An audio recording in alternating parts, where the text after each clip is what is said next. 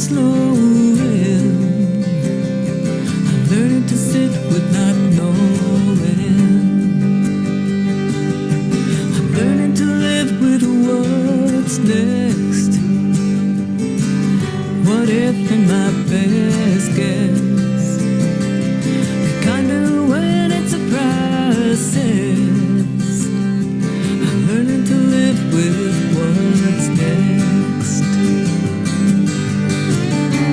Here's a clear space that I've chosen, where the denseness of this world opens, where there's something holding steady and true, regardless of me or you. I'm learning to live with the high stakes, befriending my mistakes. Lay my hand where my heart aches. I'm learning to live with high stakes. Here's a clear space that I've chosen, where the denseness of this world opens, where there's something holding steady and true, regardless of me or you.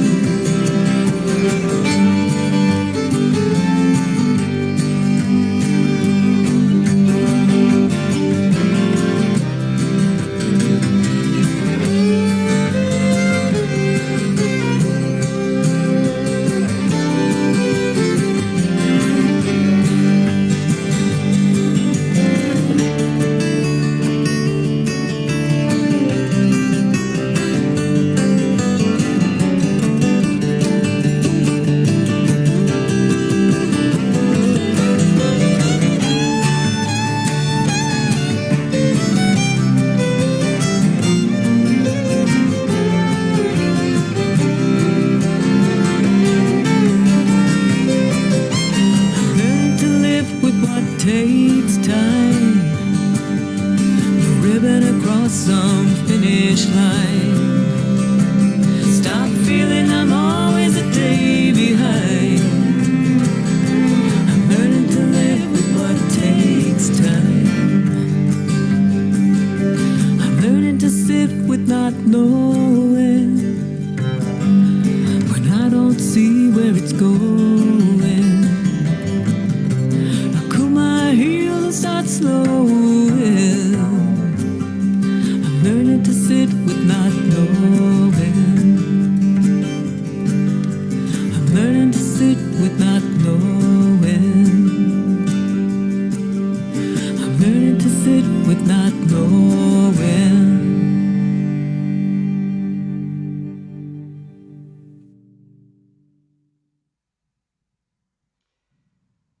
We acknowledge the indigenous peoples of this land who have lived here since time immemorial.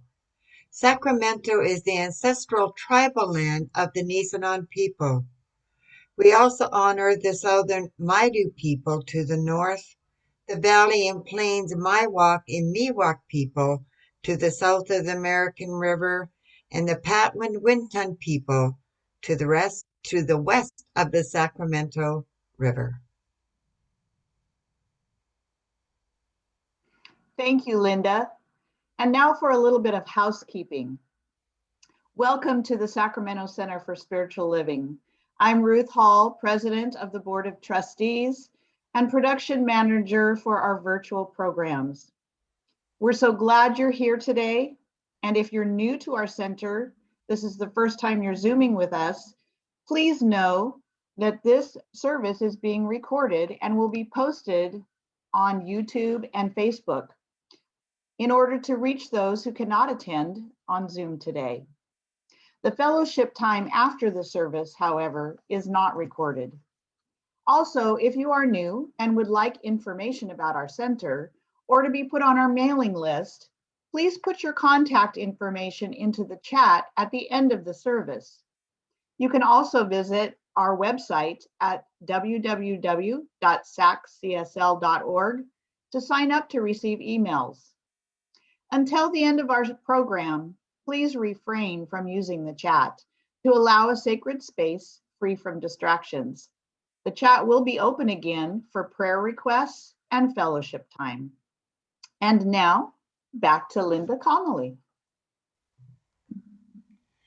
And now let us unmute and greet each other in this beautiful Sunday morning. Good morning. Everybody. Good morning. Hello. Hello, everybody.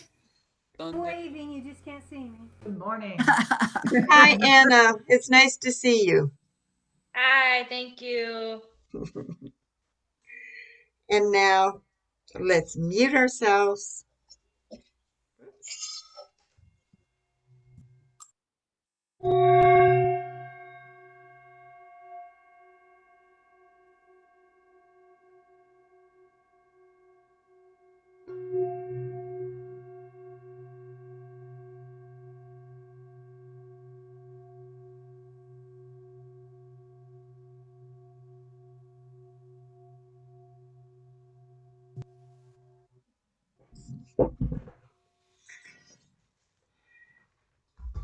Thank you. And now I have the honor of introducing Anna Nielsen, who is the Development Director for the Women's Empowerment.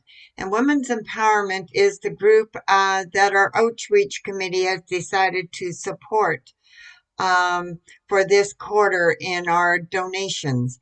And so here to tell us a little bit more about Women's Empowerment and what they do is Anna Nielsen.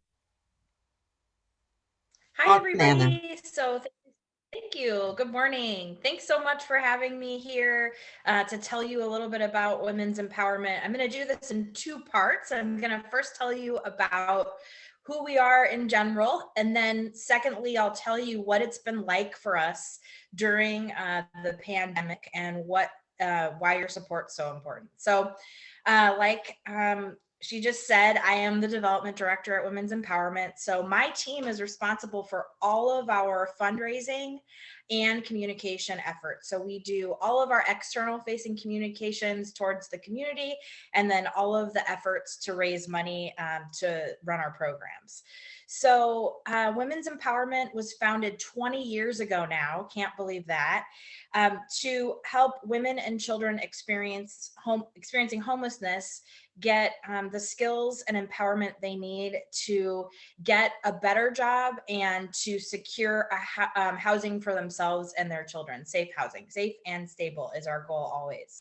So we have served since the start of our work way back 20 years ago. We've served over 1,700 women and their 3,400 children. And we are so fortunate to have a wonderful community of volunteers who make that possible. At any given time, we have about 300 active volunteers who participate in our 8-week job readiness and empowerment program. During the 8-week program, the women come on site and they participate over that 8 weeks in all sorts of great skills building activities.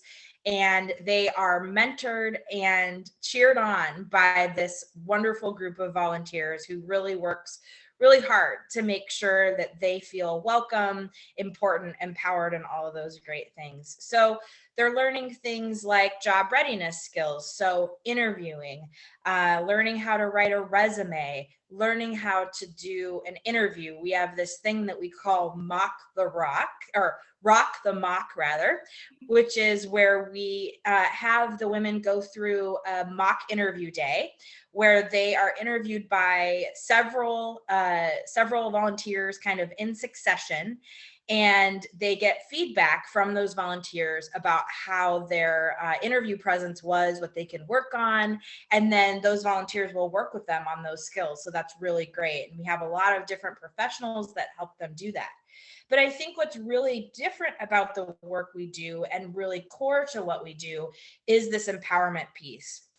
if you ever visit Women's Empowerment, which I hope that some of you have or all of you will, we are really about just partnering with women and walking us alongside them. So there isn't this charity mindset where there are these broken people who come to us and we're going to make it better. We're going to fix you.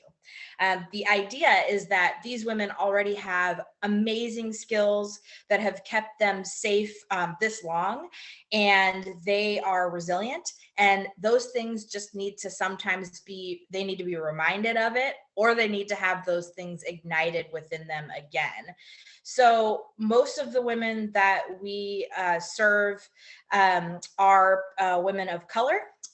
We have about 80% have been victims of some sort of domestic or sexual assault. So our approach is also trauma informed, and we're always trying to work with them to be sure that we're meeting them where they are and giving them all of these wraparound supports that we offer as well.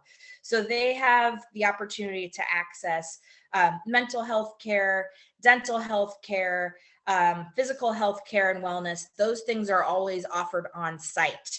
So the idea is to break down those barriers so that women aren't coming to Women's Empowerment and then having to travel elsewhere on the bus. Sometimes that's really overwhelming to think about going to other appointments without the support that you're used to with the staff and volunteers at Women's Empowerment.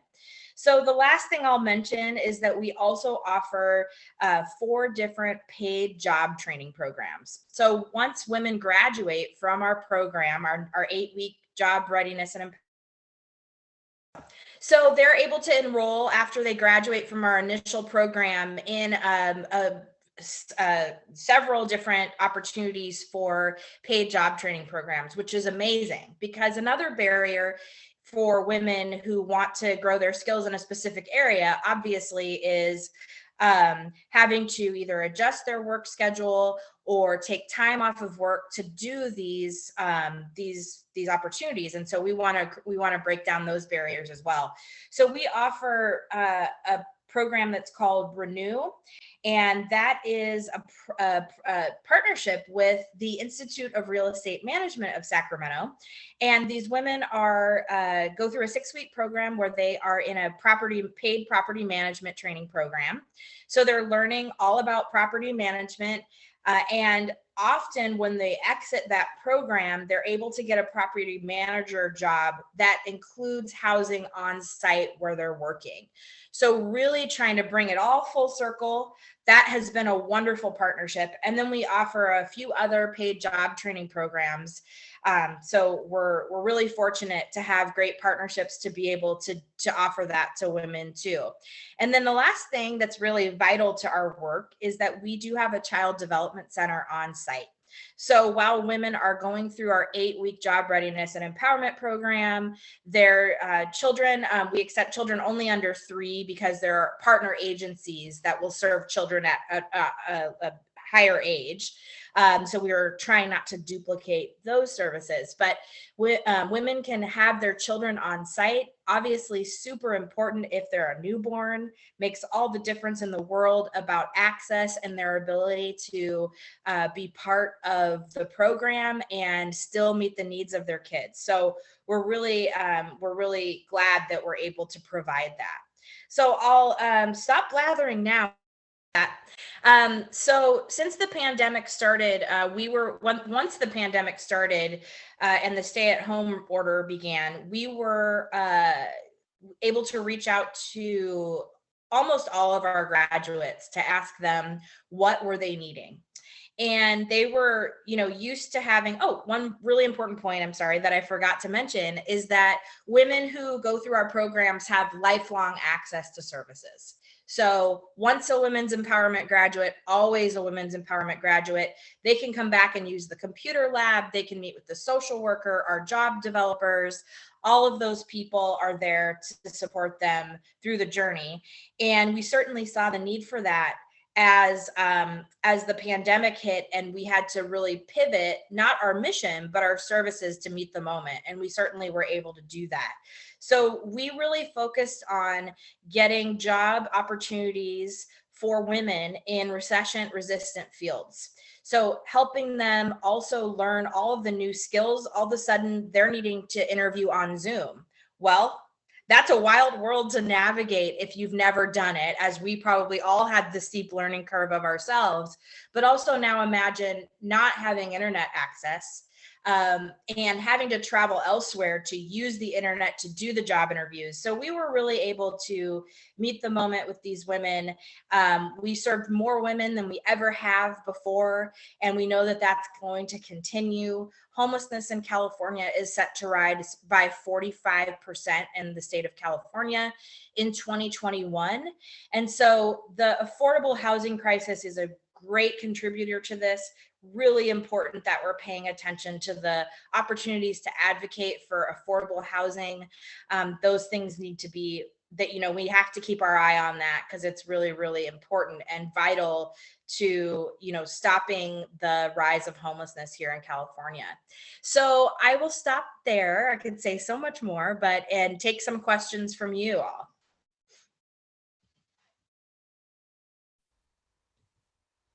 Thank you, Anna. I was not even aware of quite the full scope of the services you provide. So thank you.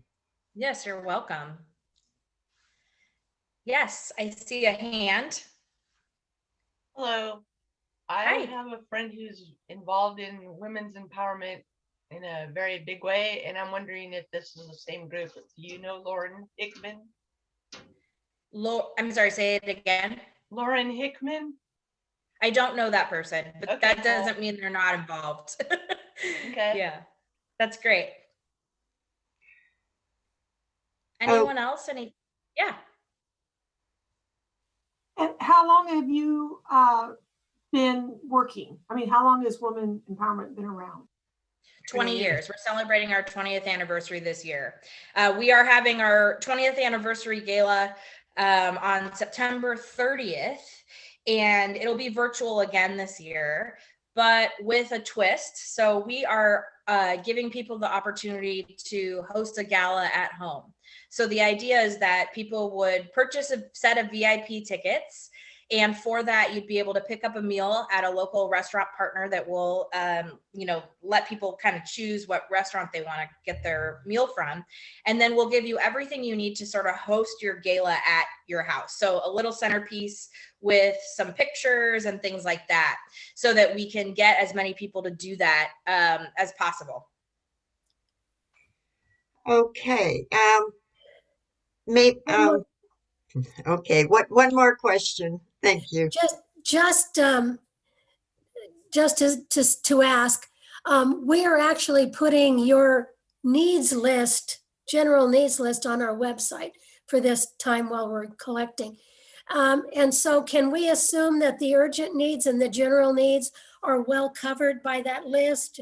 Is there anything in particular that you would stress right now that you're in need of?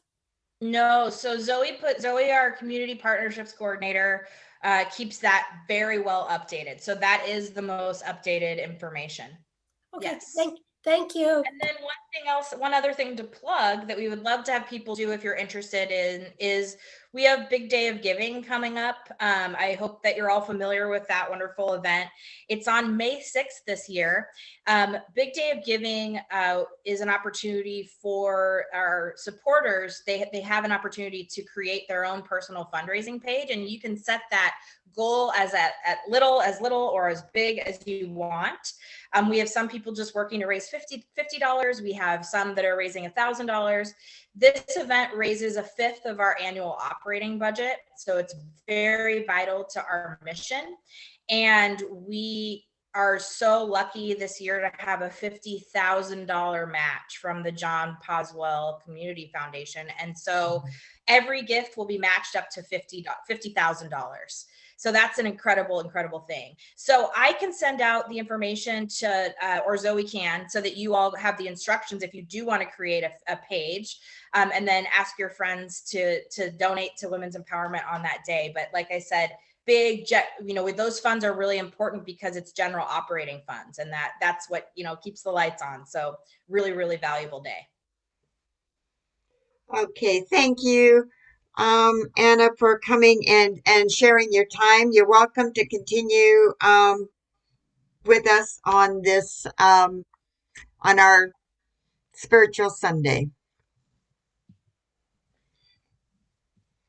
And so now let's breathe into this sacred moment. Breathe in the sacred breath of life, the breath that connects us in this oneness, in the oneness of all that is, that oneness that is in our heart, that oneness that expresses in our heart and our soul, and is that has called us to the teachings of science of mind, that has called us to gather here today as we continue to explore and get to know more of the known that is yet unknown to us. For in infinite possibilities, there is always more to know, and we bravely step into this unknown each day as we journey into getting to know more of ourselves and more of the oneness that does exist. And Reverend Patricia VanWoerkom, her message today guides us on those steps along that path so beautifully. And it's all encircled, embraced, and enforced through the poetry of Doug VanWoerkom, the musicians and their words and their beat that engages our senses to fully lead us on this path of the unknown as we boldly step in, step out, and up. Or maybe it's step up and out. Whichever it is, I am so grateful. I am so grateful for the practitioners that hold all of us in this loving space, loving and sacred space. And I am so grateful for each and every person here that brings their heart and their dreams and their adventurous souls to our sacred Sundays. And so it is.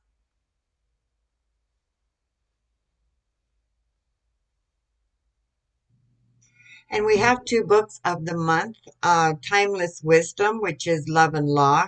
And I do have that one, and I love it. I'm always referring to it. And Evolutionary Vision, which is a new one that I did download on Amazon. It is quite the read. It really makes you think, as he talks about elastic thinking, which is thinking from the bottom up and not like computers, which is from the top down. So check it out. Check both of them out. They're great, both great books. Now for our readings. The greatest gift life could have made to you is yourself. You are a spontaneous, self-choosing center in the great drama of being, the great joy of becoming, the certainty of eternal expansion. Ernest Holmes, This Thing Called You. We must climb over the rocks of unbelief, pass around the barriers of doubt, and plunge into the stream with faith. Ernest Holmes. Our deepest fear is not that we are inadequate. Our deepest fear is that we are powerful beyond measure. It is our light, not our darkness, that most frightens us. Marianne Williamson. You can't make decisions based on fear and the possibility of what might happen. Michelle Obama. And now, please, I get the pleasure of introducing Doug VanWoerkom, who is our local poet, and who graciously shares his many years of learning to perform and write poetry. And he shares that with us. He does Hafiz and Rumi, and he performs it with his resonant voice that always moves us. And every time that he shares one of his personal poems that he has written himself, it is actually a journey for us all. So, and after Doug VanWoerkom, please stay tuned for music by Daniel Mahmood, Empty Hands. Let's enjoy.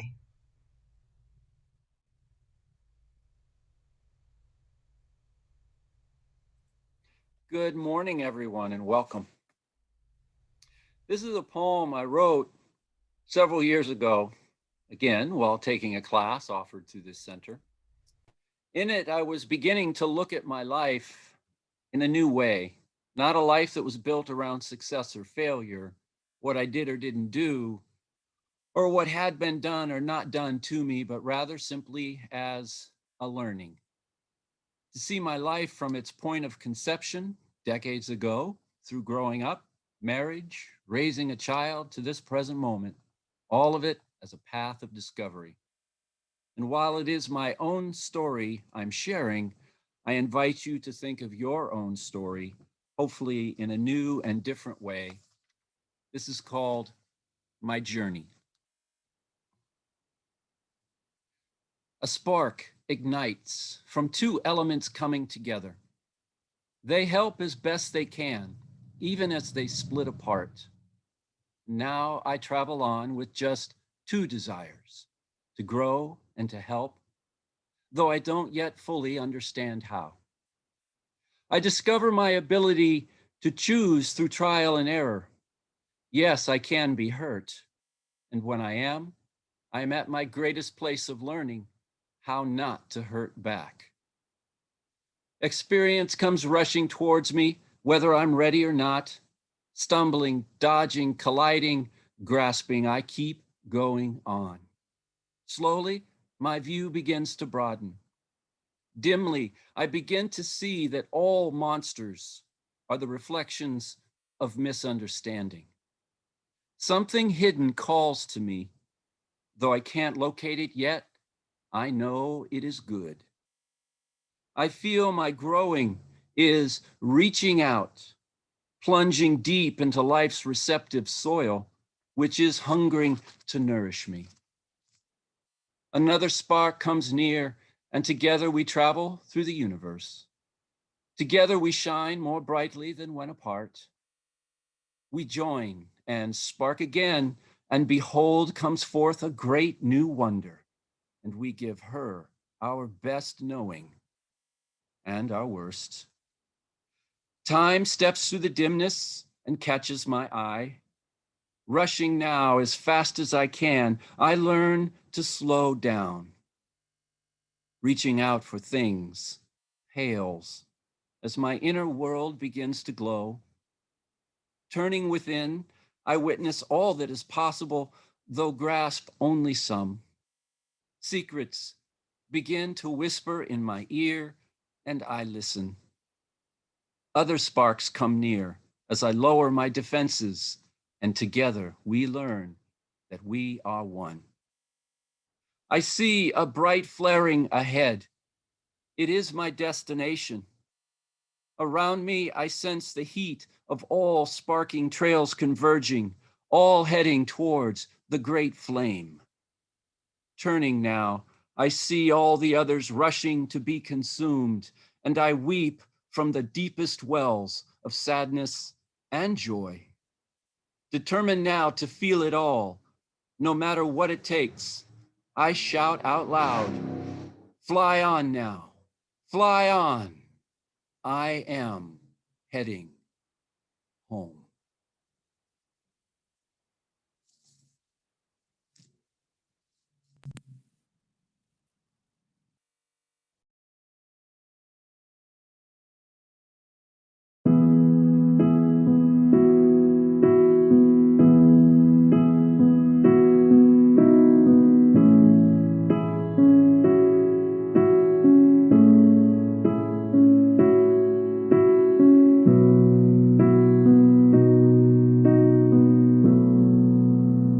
When my hands were emptied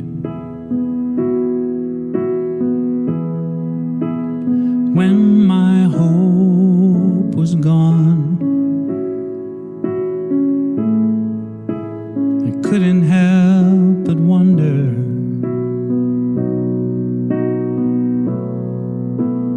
what had I done wrong? But even though my heart was broken,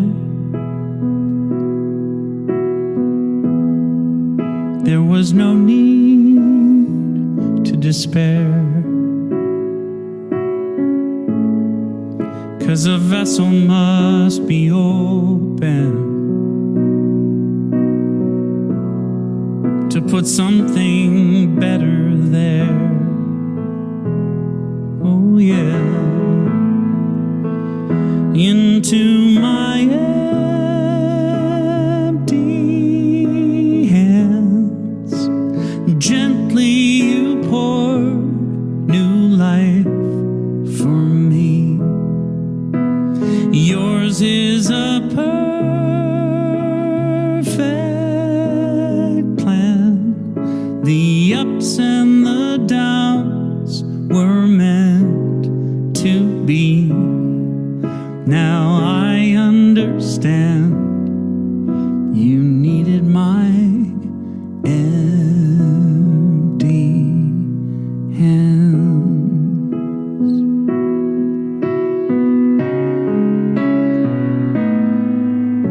So forgive me when I doubt it. I admit sometimes I do. Or consider giving up, 'cause I cannot see the truth. I know I'll never go without it. Your deep and abiding love, oh love, into my empty hands, gently you pour new life for me. Yours is a perfect plan. The ups and the downs were meant to be. Now I understand you needed my empty hands,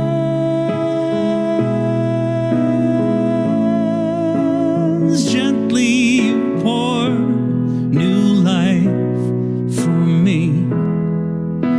Yours is a perfect plan. The ups and the downs were meant to be. And I cannot help but cry to think of the gifts you've given me. Now I understand you needed my empty hands. Oh, thank you for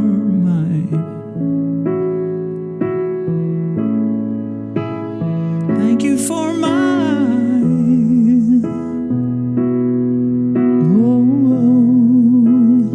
thank you for my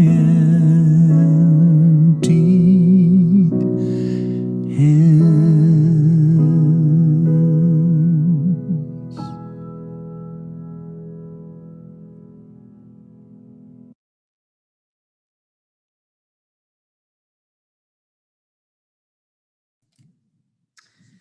Two very different voices, Doug's poetry and Daniel's singing, but aren't they just beautiful? Yeah. Well, good morning. I took actually the theme of April for my talk title, Stepping into the Unknown. And having not talked to Linda, I just really am amazed at how frequently the word bravely and boldly came up into her invocation, because this whole theme for me is reminiscent of Star Trek. You know, hear the best professional announcer voice. This is the voyage of the Starship Enterprise to boldly go where no one has gone before. That's human life. We are all spiritual beings having a human experience. So in some sense, I am the Starship Patricia, and you are the Starship Linda, and the Starship Cookie, and the Starship Diane, and the Starship insert your name. Now, spiritual truths can never be talked about directly. They're always done by parables and teaching stories or poetry or metaphor. Now, Jesus and the Sufis and the Zen masters, they've got the parables and the stories down pat. And in my family, Doug's the poet, which leaves me metaphor and simile. So you're going to hear the Star Trek metaphor come back again, because I think it really works well. All the great teachers talk about that there is this divine seed, also called a soul or a blueprint, that is embedded into us as we come into this life. And it's a one-time only, no turning back, no give backs. It's a one-time only, totally unique combination of genes and family environment and the whole socio-historical political context. Okay. And within all of that unique setting, this divine seed is planted into our human experience, our starship. So we end up going on a journey in kind of 3 stages. The first stage is to build out our starship, because we come in as newborns, and there's not a whole lot we can do to journey as a newborn. So we spend the first stage of life building out the body. You know, we grow it, we train it, we gather skills and knowledge and information. So it's both brain and physical body. And most of this is pretty automatic. If you talk to any child development specialist or child psychologist, there are certain stages of physical and mental growth that we all go through. So it's pretty much automatic. You get born into a body and the body kind of knows it needs to grow. So you cooperate with it. However, even given that the pattern is kind of the same for everybody, there is enormous variation based on the environment we have, the nurturing we have, and the choices that we make. For example, mine was a very difficult birth.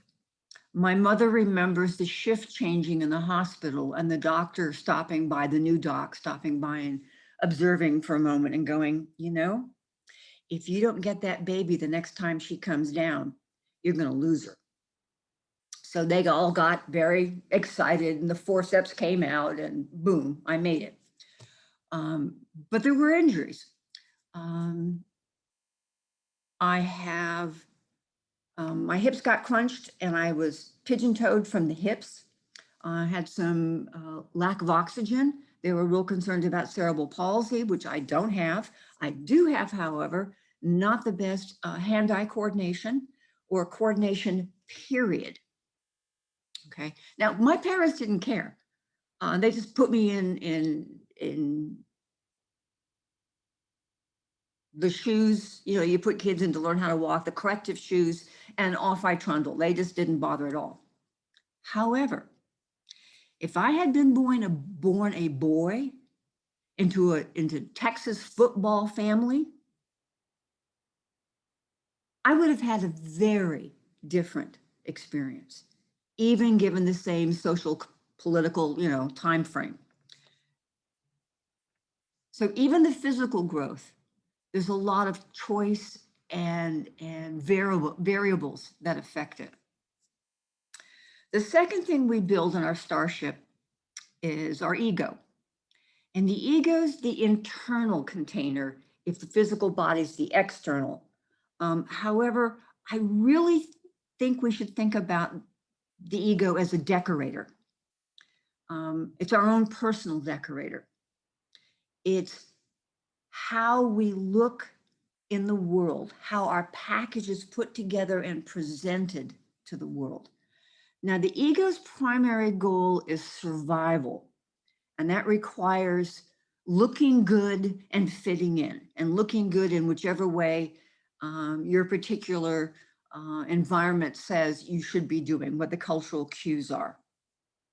Now, I grew up in a military family. I was awkward socially. I was an outsider, introvert, skinny, and 6 inches taller than anybody else all through middle school, with the worst haircut in the world. Absolutely the worst haircut.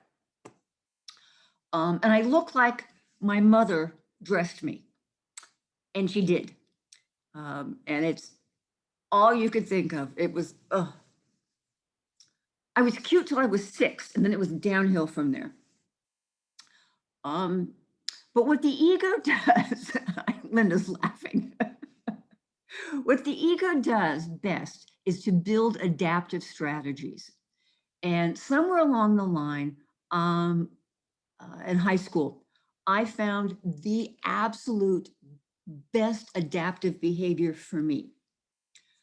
Military families do an awful lot of entertaining. And they go to a lot of parties, therefore they have to have a lot of parties. And these are big parties, 35, 40 people. So there's a bar set up in the back and canapes and hors d'oeuvres and all that kind of stuff. And my mother trained me to work her parties. I was in the back. I made sure the food kept coming. Hot stuff was hot, cold stuff was cold. Ashtrays got emptied. Abandoned drink cups got picked up. People got their wraps when they were ready to leave. I was the perfect behind the scenes support. It was better pay than babysitting, and the food was much better. And I got hired out to all the neighbors for when they had their parties. Now, Cookie, you remind me so much of me, of being that perfect person behind the scenes, taking care of everything. That was my ego container, to be that person that stayed behind the scenes and took care of things. Okay. Back to the starship metaphor. My ego, in this case, our egos, wants us to stay in dry dock and keep making training runs because they're safe. It's do what I've always done and refine my skills to get better and better at doing that caretaking. Now, this first stage of the journey is all focused on the container, not on content. Where the ego and the ship know to protect the seed, to protect that divinity within. But it's not so big on discovery or development. And the more stress and trauma we have as children, the less inner discovery is allowed. It's all the energy is put into making sure our physical body can survive and our ego protects that. Okay. Some of us are able, if we've got a good environment, to start that inner discovery process.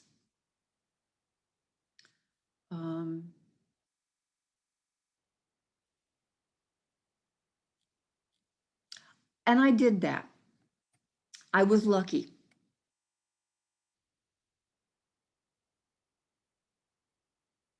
But still, as children, especially as young children, we do a fair amount of failure. We fail a lot as young children. Think of a learning to walk, walk, walk, walk, fall, walk, walk, walk, fall. Sometimes we fall on our butts, sometimes we fall on our face, but we don't really care. Okay, we're very resilient as children. There's no shame and no judgment. We just get up and we walk some more. And that's because our ego development at that point is still very new. It's not a strong ego. Okay. At some point,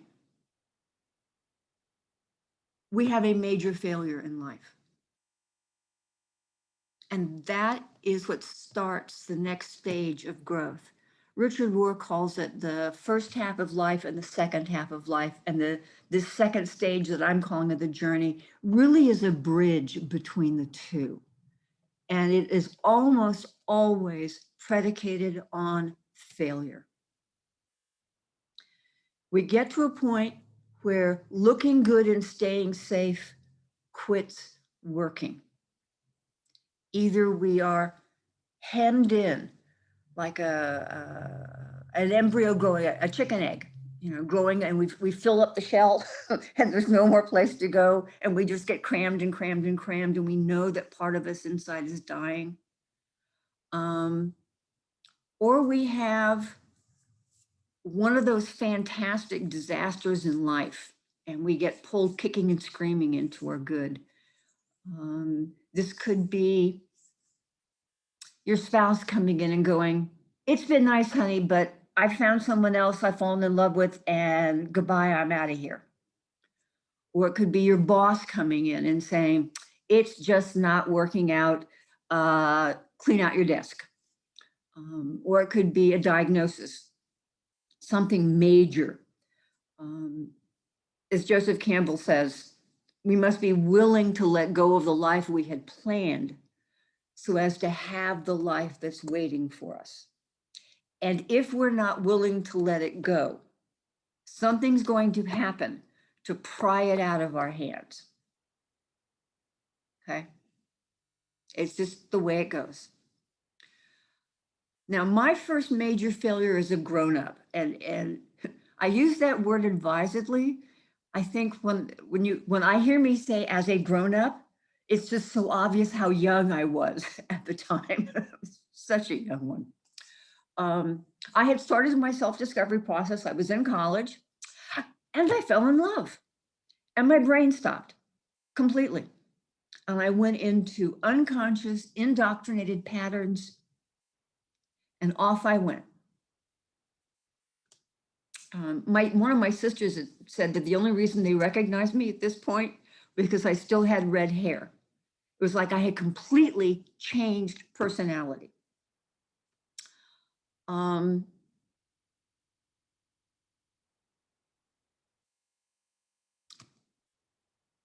Thomas Merton has a lovely, lovely phrase about climbing the ladder of success and discovering at the top that you have it on the wrong wall. That's part of what I discovered. Is my ladder of success was not on the right wall.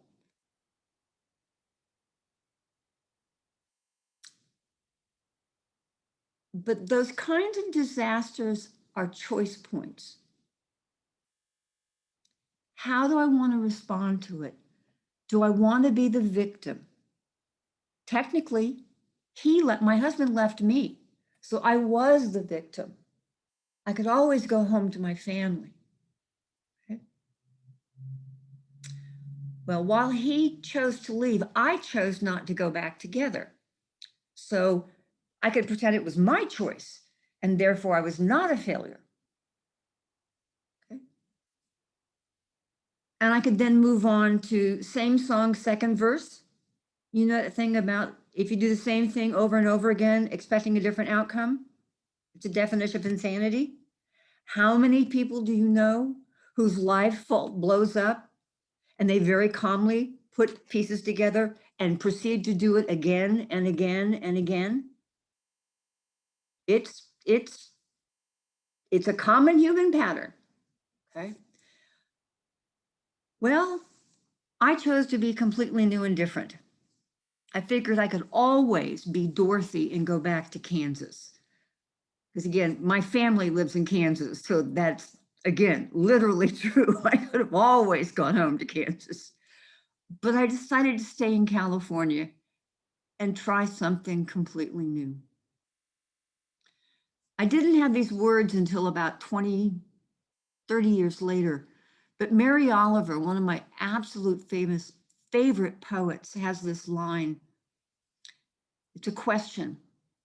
Tell me, what is it that you plan to do with your one wild and precious life? Again, tell me, what is it that you plan to do with your one wild and precious life? Remember, we're on a starship. We are the starship. And inside us is this one wild and precious life that will never exist. What am I going to do? Do I choose to leave the docking station and stop doing practice runs and truly and boldly go where no one else has ever gone or ever will go? Because I am totally unique in the universe. And for me, once that becomes conscious, once I can cooperate with that decision, then I have crossed the bridge and I'm into this third stage of my journey, the second half of life, as Richard Rohr would call it. And I can't ever really go back. I really have crossed the bridge. Now, at this point, it's about unpacking the gift and growing this seed and discovering what it is while traveling at warp speeds, mind you. Because I still have to make a living, do relationships, and all the things that life does. It's multitasking in high-risk environments. I liken it to juggling while standing in a kayak going down rapids. Anybody ever feel like their life's like that? Come on, raise your hands. Who's felt their life's like that? Okay. The Dalai Lama says, learn the rules well so you know which ones are important to keep. Implied in that statement is you also have to know which ones are okay to break. Because frankly, in this third stage of life, there are no rules. It's like the Pirates of the Caribbean. Yeah, it's a guideline. Okay, there are some guidelines, but there are no rules. There's no rule book. There's no way of knowing what to do. And part of me had this ongoing conversation for why would anybody make this leap into the unknown? Okay, why would we leave the docking station? It's safe. Yeah, it's a little confining, but it's safe. I know what to do. Why would I leap blindly into the unknown? Some of us are driven forward internally. There's something within us that speaks so strongly that we can't not listen to it. And for others of us, and I think we go back and forth actually between these, it's more like a paraphrase of the Tony Robbins phrase, his thing about change happens when the change happens when the pain of staying the same is greater than the fear of the unknown. Known pain becomes too painful, and I'm willing to face my fear of the unknown. And sometimes it's just plain stubbornness, I think. when we were up at Tahoe last week, I was bound and determined to do part of the Shirley Lake Trail, which is my all-time favorite hiking spot up there. And at some level, I had no business doing this. I mean, I'm going almost straight up. It's a dirt, not rock on that part, but I'm huffing and I'm puffing and I'm stopping and I'm gasping and I'm going, should I be doing this? I'm at 6,000 feet and I'm not in the right best shape. And I just kept going. Doug was talking to a friend and they called me a warrior. I really like that sense of being a warrior. But I think 9 times out of 10, being a warrior is just being too stubborn to stop. And you need that to get through the fantastic disasters. Fantastic disasters really are the things that change everything, that require us to let go of the life we planned. It's what's the John Lennon phrase? Life is what happens when you're busy planning something else. When I talked about the child falling down, I really wasn't being ironic about that. Most of you know that I had a recent fall. And this truly was something that came out of left field, and it changed the life I had planned into something altogether different. Now, I have downplayed the details of my life change so as not to give them attention, because we all know that what we give attention to increases.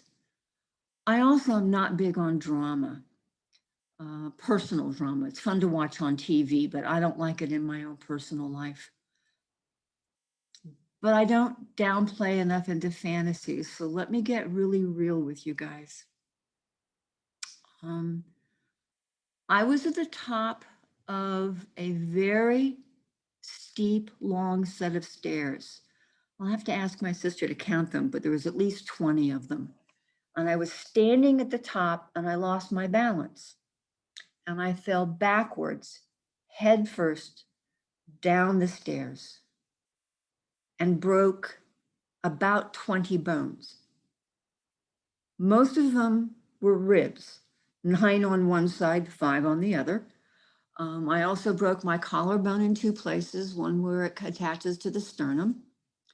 And in the pelvic girdle, I broke 3 or 4 bones down there, fractured.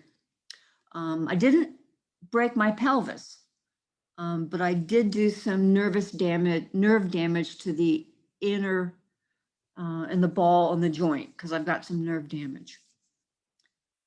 Pretty severe fall. And they took x-rays and discovered that I have a lump in my left lung that has some lymph node involvement up to 3 different areas. What that does was automatically gave me the diagnosis of 4th stage metastatic lung cancer. Okay. That's a pretty big shift into the unknown. And again, there are no directions for what to do out here in space. No manual. But I can share with you guys what has helped me. And hopefully for those of you who are currently experiencing or will experience in the future your own suddenly going off course and boldly going off in whole new directions, you'll find them helpful too. We have both head and heart, as one of my sisters keeps reminding me. I'm going to put the heart part first here. Richard Rohr, in his book, The Universal Christ, which is the one that Debbie's going to be doing as a book study, has this wonderful line. Love is constantly creating future possibilities for the good of all concerned. Love is constantly creating future possibilities for the good of all concerned, even and especially when things go wrong.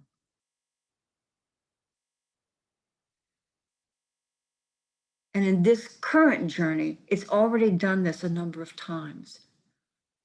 The fact of the fall, I never would have known I had the lump in my lung. I never would have gotten treatment for it if I hadn't had the fall. So the fall created the ability to have future possibilities by the discovering of the lump. I was in Kansas to take care of my sister, to support my sister through her husband's transition. Well, I missed all of it. I fell December 7th. He died December 21st, 2 weeks later, and I was in an acute rehab facility. But the universe made future possibilities by having my daughter come, who was the absolute perfect right person to support both my brother-in-law and my sister. Could not have been better. My husband got to retire 2 months early and come out and be with me to go through this transition together, which has deepened an already well-connected relationship and set us up for this whole new journey. Again, future possibilities of good keep unfolding. Coming home to have a community,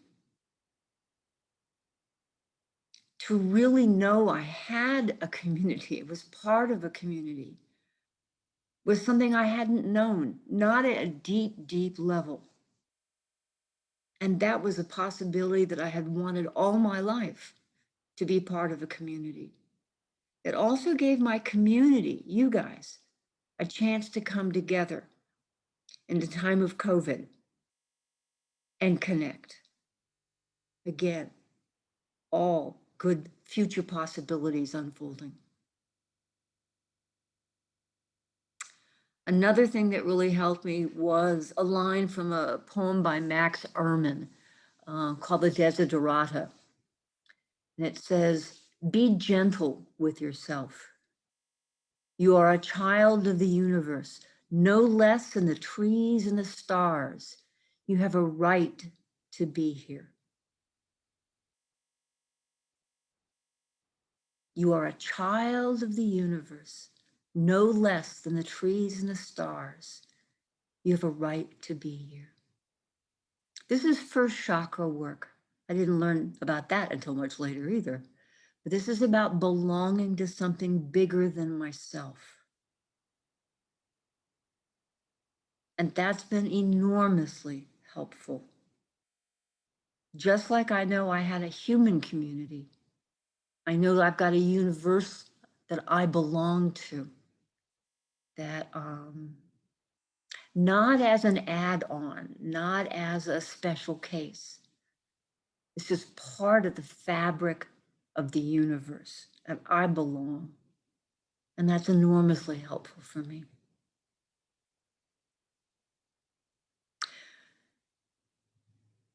We are both head and heart, and these ideas ground my heart.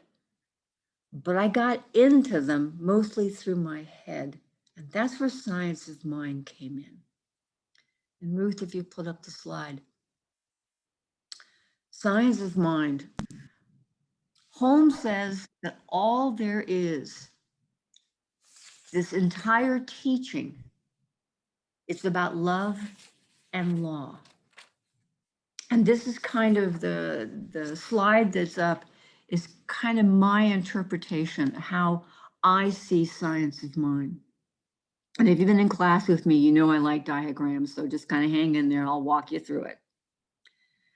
So we have love and law on the left-hand side. In the middle, these are the first 4 chapters, titles of the textbook, Holmes's Science of Mind textbook. Now, the textbook has about 60 pages at the front and about 300 pages after that.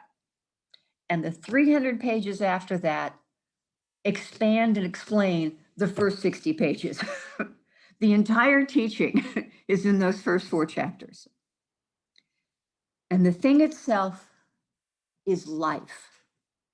On the right-hand side are Judge Thomas Troward's first 4 of his 7 qualities. If you've ever been to one of our candle lighting services, these are the same qualities I go through every year that I do the candle lighting service. So both Troward and Holmes agree that first is life, the thing itself. Whether we call it God, whether we call it divine mind, whether we call it universal mind, whether we call it spirit, whatever, it is the thing itself, it is life. And the way it works is love.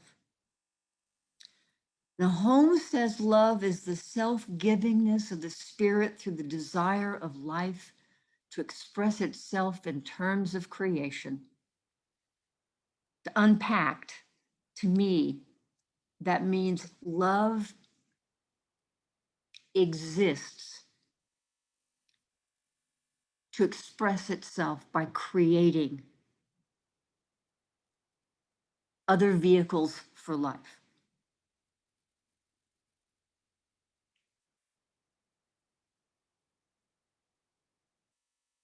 And Troward agrees. Troward says that love is the second quality because life must support what it creates.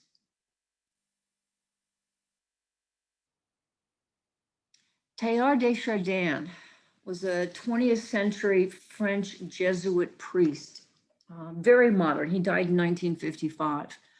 And he was trained as a paleontologist and a geologist. I'm going to have to read this because it's too many words for me to remember. But de Chardin believed that love is the very physical structure of the universe.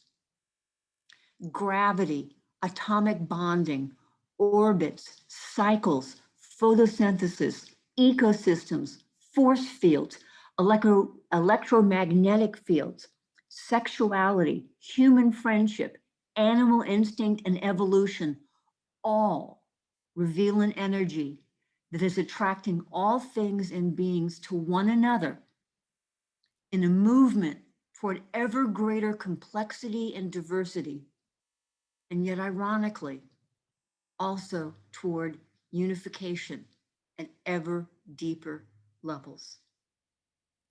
This energy is quite simply love under many different forms. 3 great thinkers, Holmes, Troward, and Teilhard de Chardin, all talk about love being what has created the world, what sustains the world, what keeps it going.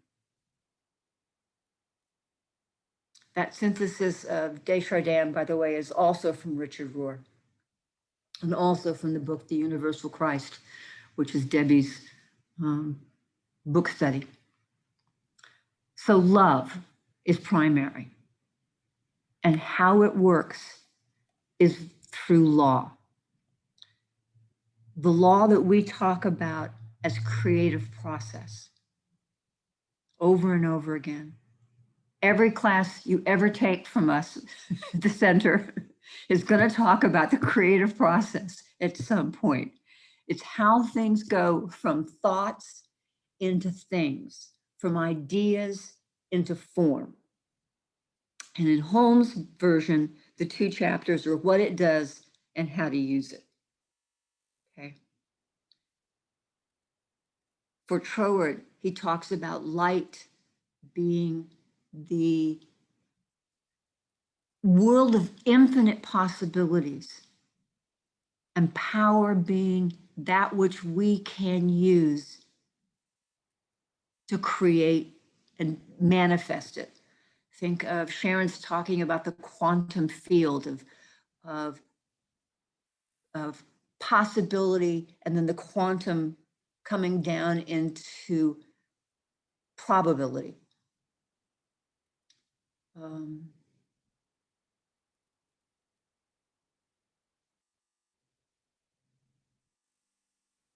It's the manifestation, and that's what the law does, is that as you believe, so it is done unto you, so it becomes.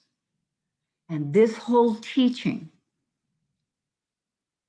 has helped me enormously to understand how things work, that it is all boils down to love and law. And if it's out of balance,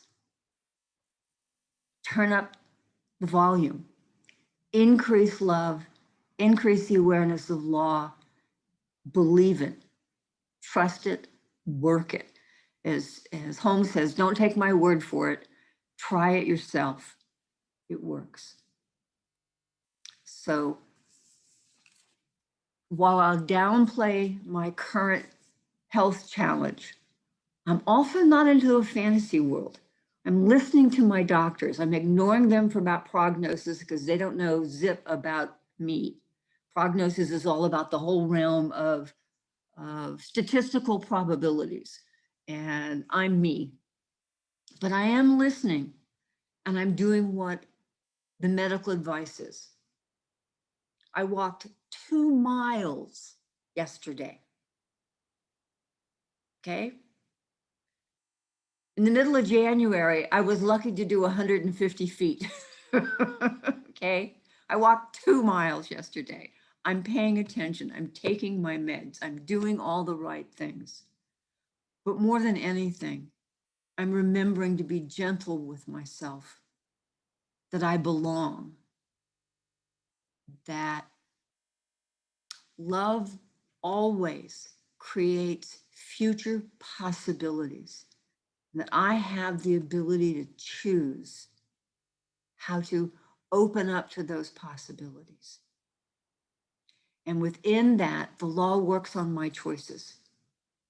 It's what it's here for, is to work on my choices. So as I draw this to the end, 44, yeah. Ruth, if you go ahead and do the next slide. I've got a couple more quick quotes I just want to leave you with, just because they have meant much to me. If you'd like a list of the quotes that I'm doing in this talk, just put it in chat and I'll send a copy out. David Rico says, our wounds are often the openings into the best and most beautiful parts of us. They are. In our wounds, in our failings, lie our strengths. And it takes that process of walking through it to discover the possibilities. Joseph Campbell, find a place inside where there is joy, and the joy will burn out the pain. Joy also gets rid of fear. Find the joy. And Khalil Gibran, your pain is the breaking of the shell that encloses your understanding. Feel all that you are beyond that point. The journey, the voyage, the boldly going where no one has gone before is about discovering that place beyond the point of my understanding, enlarging it. And that's my story, and I'm sticking to it. If you would like to join me, let's go into treatment now. Close your eyes if you wish, or not. You're always a choice. I have good news for you. Such good news. There is a power for good. There's a power that is based in love. And it is all that there is. It is being me right now. It is being you right now. And all this love sees is itself. And the infinite possibilities of expression. Infinite forms and ideas. Each and every one perfect, whole, and complete. This is my nature. This is your nature, because this is the nature of life.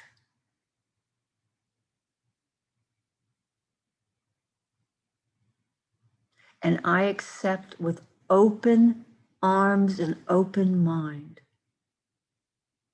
all of the ideas of perfection that are possible.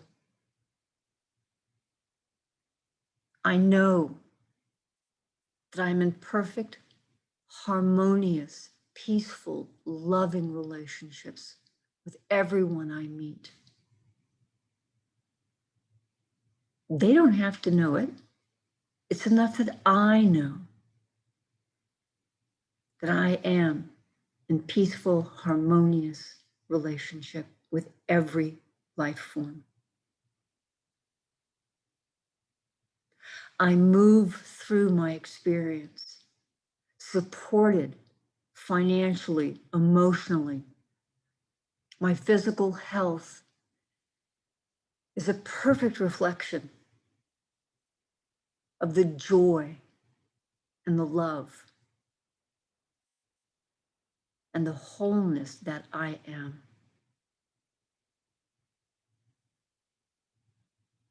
And I share this in my world.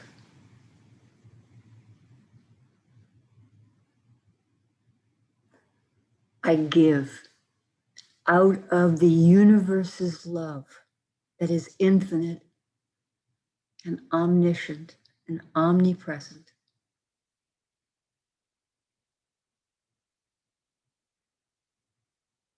And for this, I give great thanks. And I know this is the truth. And I let the law do its work.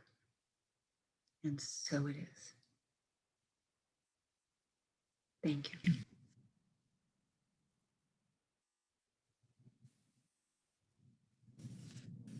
Amazing, amazing,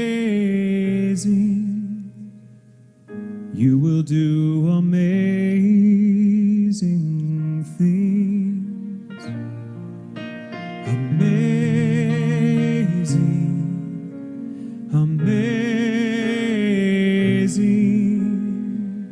you will do amazing.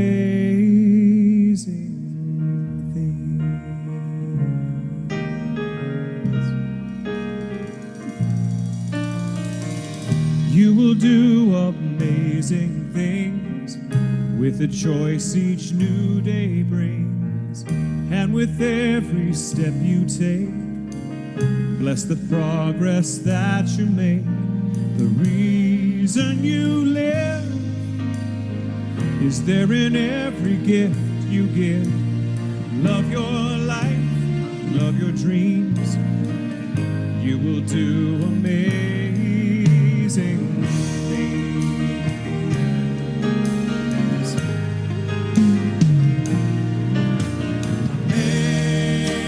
Amazing, amazing. You will do amazing things. Amazing, amazing.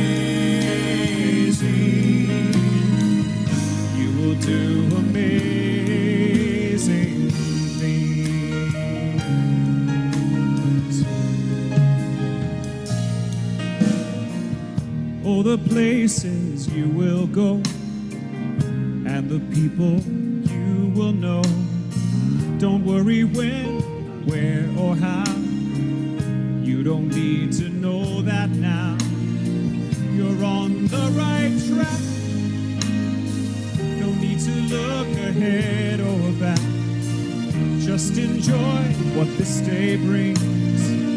You will do amazing things. You don't have to work it out. Just stay in the here and now.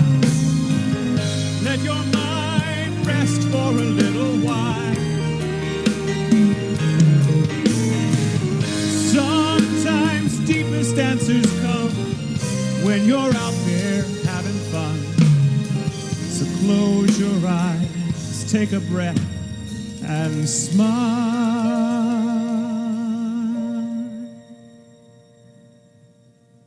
Amazing.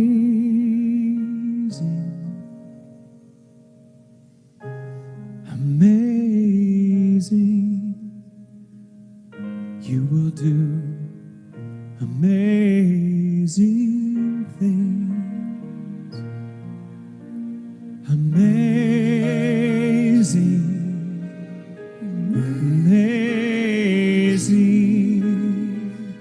You will do amazing things. Amazing. Amazing. You will do amazing things. Oh, I know you will.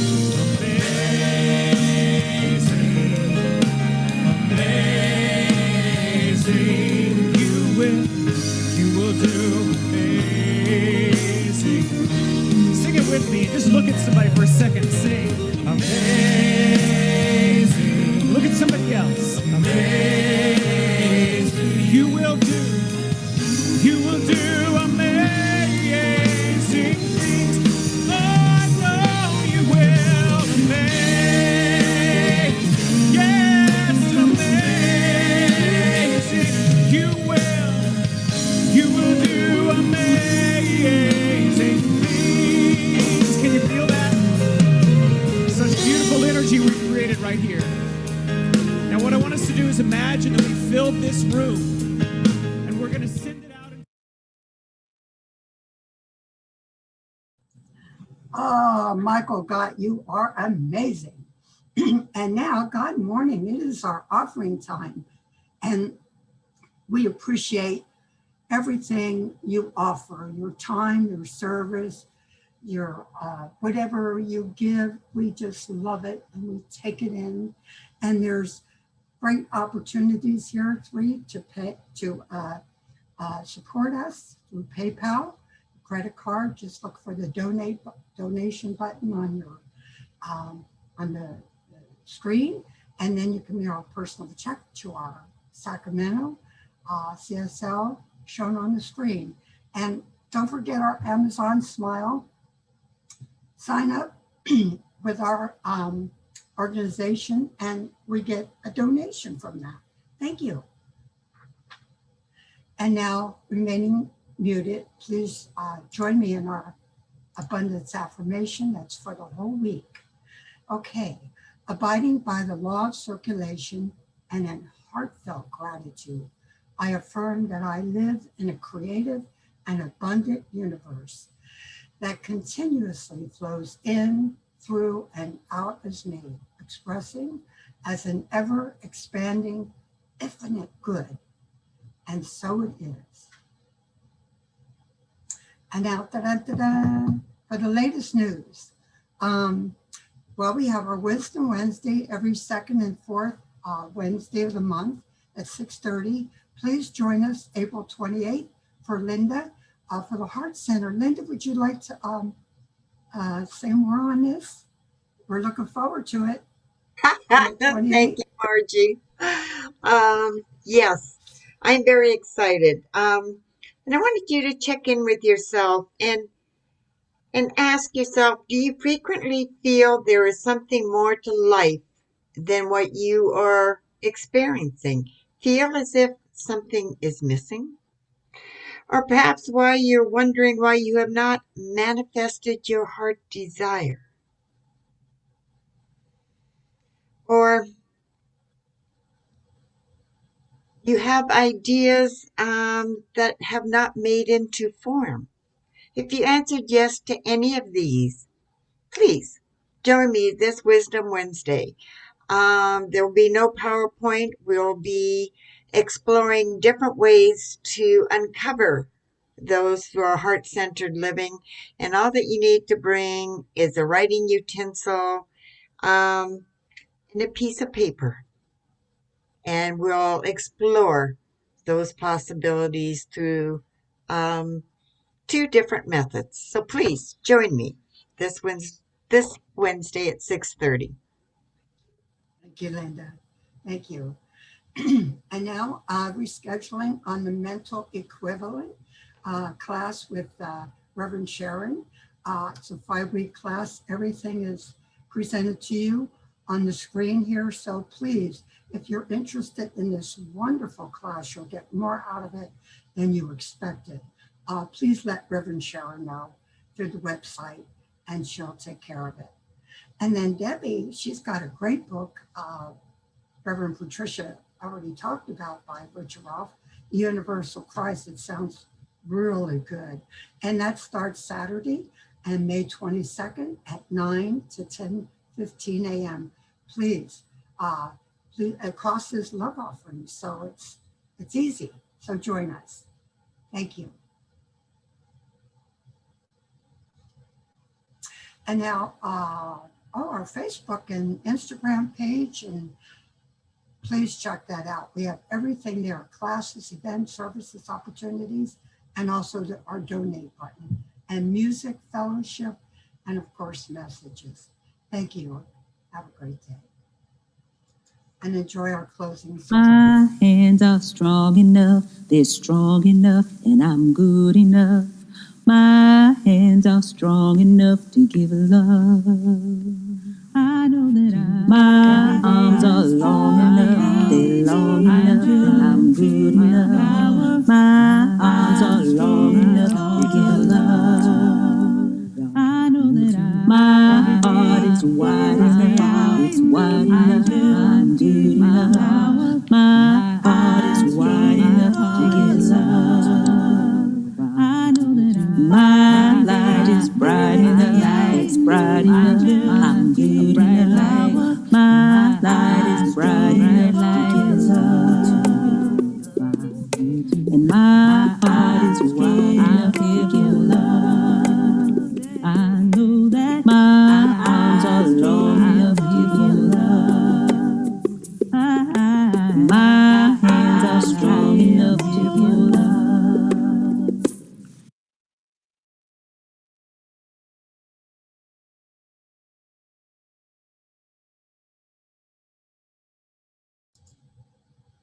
I confidently step up into my greatness. Yes. And there are several ways you can have the prayer request. Well, 2 ways. There's a chat, of course, and then through our website at www.saccsl.org. And now, if you sit back and take a deep breath and take in the whole service as we do the benediction. And in gratitude for our time together, this wonderful service, and everything that brings it together. We have so much gratitude for this. And as I know this and we know this, we bless the service and we take all these blessings from everything we gather today, and we take it out into the world. And we know that love points the way and the law makes it possible. Amen, Ashe, and so it is. Have a great day and join us in fellowship. Yay!